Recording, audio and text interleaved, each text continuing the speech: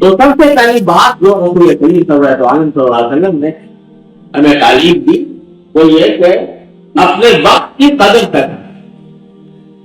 آج کل ہم لوگ بہت بعض اوقات بے مطلب اور بیکار کاموں میں اپنا وقت گزارتے ہیں. خاص طور سے جب سے ہمارے پاس سوشل میڈیا آیا ہے تو یہ وقت ضائع کرنے کا شیطان نے اس سے بڑا کوئی اور حربہ شاید اس دنیا میں پیدا نہ کیا ہو. ہر شخص اس میں مبتلا ہے. ضرورت ہو گیا نا وقت کی ضرورتیں بھی اس سے وابستہ ہیں, وقت کام بھی اس سے ہوتے ہیں, وقت فائدے بھی ہوتے ہیں. لیکن اگر جائزہ لیا جائے تو فائدے کم اٹھاتا ہے انسان اور نقصان زیادہ, وقت ضائع زیادہ.